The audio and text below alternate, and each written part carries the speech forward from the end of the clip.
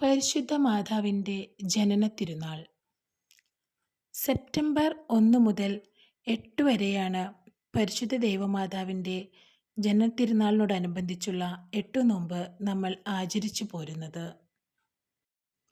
പരിശുദ്ധ മറിയത്തിൻ്റെ ജനനത്തെയും മാതാപിതാക്കളെയും കുറിച്ച് AD 170 രചിക്കപ്പെട്ട യാക്കോബിൻ്റെ സുവിശേഷമെന്ന അപ്രമാണിക ലേഖനങ്ങളിൽ നിന്നുമാണ് നമുക്ക് ലഭിക്കുന്നത്.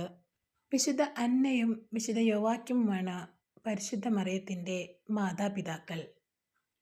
അന്ന എന്നാൽ മഹത്വം എന്നും യോവാക്യം എന്നാൽ യഹോവ സ്ഥാപിച്ചവൻ എന്നുമാണ്.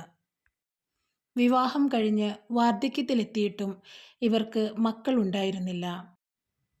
ഇവർ ദൈവത്തോട് വളരെയധികം വിശ്വാസത്തോടെ പ്രാർത്ഥിച്ചുകൊണ്ടിരുന്നു.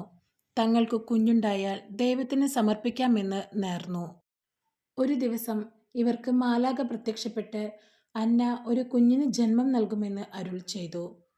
പ്രാർത്ഥനയും കാത്തിരിപ്പും മൂലം വിശുദ്ധ അന്ന ഒരു കുഞ്ഞിന് ജന്മം നൽകി. മറിയം എന്ന മേരി എന്ന് പേരു നൽകി. 3 വയസ്സായപ്പോൾ മറിയത്തിനെ ദേവാലയത്തിലെ ശിശുഗൃഹത്തിൽ സമർപ്പിച്ചു. പ്രാർത്ഥനയോടു കൂടിയായിരുന്ന മറിയം സങ്കീർത്തനങ്ങളും വേദപാഠങ്ങളുമെല്ലാം നന്നായി പഠിച്ചു. അതിനാൽ തന്നെ മാതാവിനെ യേശുവിൻ്റെ അമ്മയായി തിരഞ്ഞെടുത്തു.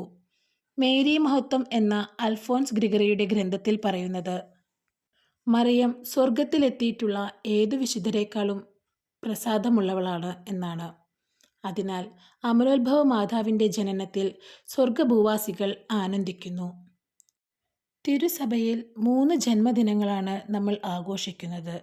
ഒന്ന് മാതാവിൻ്റെ ജന്മദിനം, ക്രിസ്തുവിൻ്റെ ജന്മദിനം, സ്നാപക യോഹന്നാൻ്റെ ജന്മദിനം.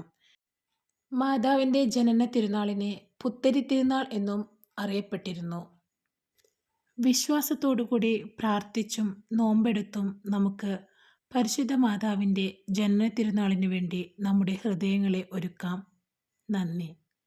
വീഡിയോ ഇഷ്ടമായാൽ എല്ലാവരും ഷെയർ ചെയ്യുക, സബ്സ്ക്രൈബ് ചെയ്യുക.